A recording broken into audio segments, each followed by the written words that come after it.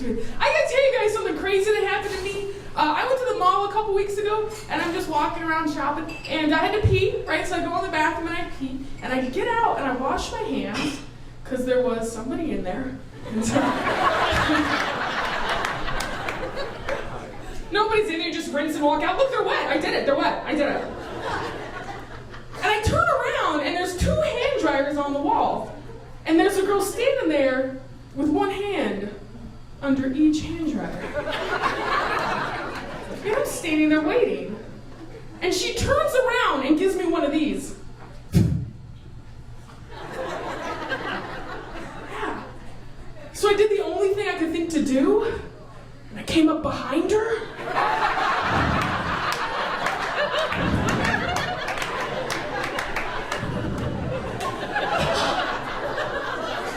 And I entwined my hands in hers. And I kissed the back of her neck. Let's do this. I just stayed with my parents, just visited my parents, love them a lot. But I hate staying with them because every time I stay there, I have to sleep on an air mattress in the front room. Yeah. And every morning I wake up inside a giant plastic taco because apparently there's a weight limit.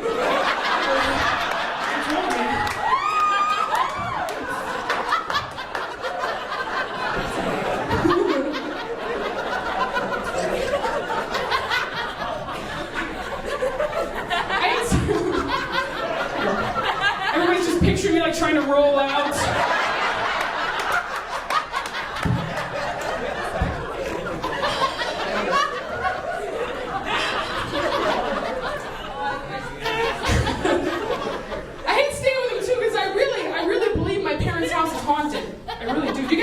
Ghosts? Do you guys have ghosts here? Maybe not. Just one farmer like, I'm John Appleton. Like, I'm afraid of ghosts, so I really am. Like, I think my parents' house is haunted. And the worst time, if you really are afraid of ghosts, the scariest time, the worst time, is when you're in the shower. Yeah, you're all vulnerable and sudsy. Do you ever shower extra sexy in case there is a ghost watching? Oh, ghosty, no, stop it. You're so bad. Why do you do that? Man, that's awesome. I'm buying a gun. I'm very excited.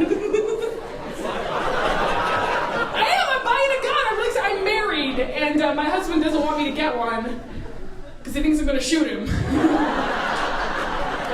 Which is not my plan. I want one for protection, I'm scared of stuff, And my dad's a cop, and he's helping me go through the process of getting a gun, and he's teaching me about gun safety. And my dad told me, I didn't know this, that if you have like a handgun in your car, if you have a weapon in your vehicle, and you get pulled over, you have to declare that weapon to the officer. And I didn't know that. And I don't think I'm going to be good at that. And like the cop will pull me over. Do you know why I pulled you? I have a gun!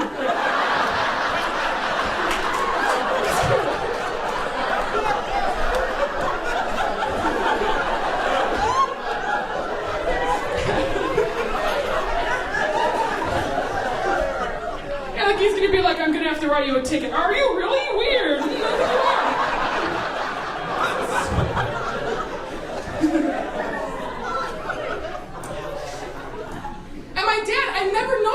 I spent a couple weekends ago, we hung out, and I didn't realize he flashes his officer, he's a cop, he flashes his badge to like get shit. And like not aggressively or anything illegal, like we went to the store and if you bought so much merchandise, you got a free gift. And he didn't buy enough, he didn't spend enough money, and he wanted the free gift. And the woman was like, well, I can't give it to you. He's like, oh, how about now? What's this? It's a badge. And we went to lunch, and he paid with his credit card, and they were like, can I see some ID? And he's like, oh, does this work? It's a badge. I'm a cop. And I just wonder if that same logic is going to work with a gun. Like I'll go to Starbucks, or like, that's $4.27. Oh, is it? Does this work?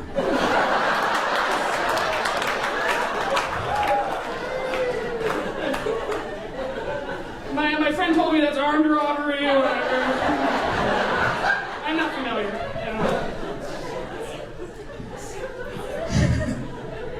I want it for protection. I'm afraid of animals. I live in Minnesota and I live on like the edge of town, and I'm afraid of bears. That's my big fear. Like I live on the 3rd floor of my apartment complex, and I keep thinking they're gonna like crawl up the balcony. I just look out the window and stare at them. My husband tells me, he's like, well, they can't climb the posts. And I'm like, well, you know they can climb trees. He's like, yeah. And I'm like, what are the posts made of? He's like, not trees. That's my fear, is a bear attack. I'm so afraid of bears. You always hear like scary bear stories. There was a woman, this is a true story.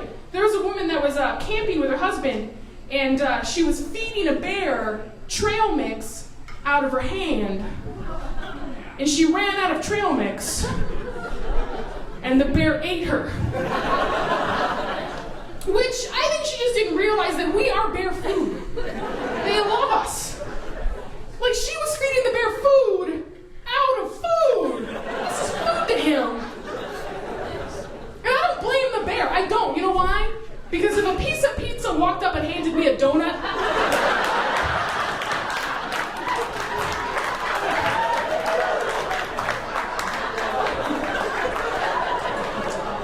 and I finished that donut, I made some goddamn pizza. But that being said, I love my father, but one of my most vivid memories as a kid was when my dad was teaching me how to ride a bike. Which is like a cute memory, right? Like I would ride the bike and my dad would hold on to the back of the seat and he would walk next to me so I didn't fall off. And we lived at the top of a hill. Yeah, and my dad was like, why don't you go down the hill? And I was like, I'm scared, Dad, what if you let go? And he's like, I'll never let go. You're my princess and I love you. I'll never, you just go. I'll be there for you. Just go. So I'm like, okay, so I go down the hill. And I'm barreling down. And I look up behind me, my dad's at the top of the hill laughing. Oh, look at her go. So I crash into this bush, I scratch my knee. My dad's gonna take me back to the house, I'm crying, he's putting a Band-Aid on my knee. And I asked him, I said, Dad, why did you do that? And he said, one day, you'll understand. And I did understand when about a month ago after his knee surgery, I was pushing him in a wheelchair in a parking garage.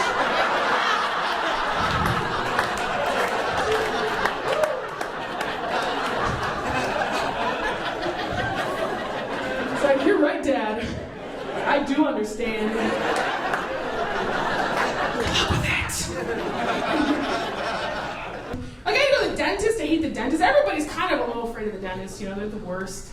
I don't know, they're nice people, but it's just weird. And here's like, okay, I don't like going, so here's what I do. I have figured out a couple ways to have the quickest dentist appointment ever.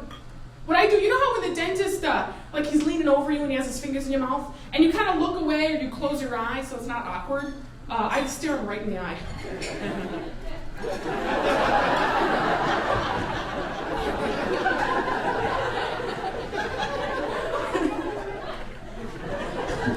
And what works even better than that is when they stick their finger in your mouth, lick it.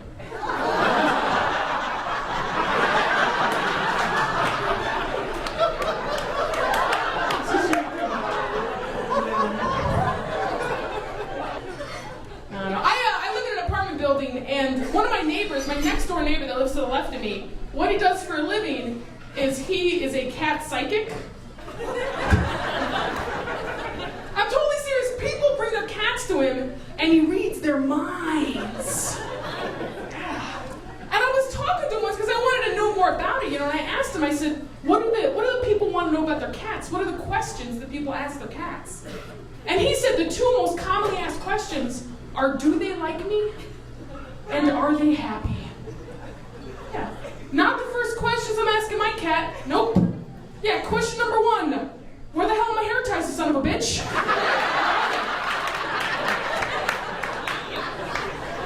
Just bought a new pack of Goody Ouchless. They're all missing. Those are expensive.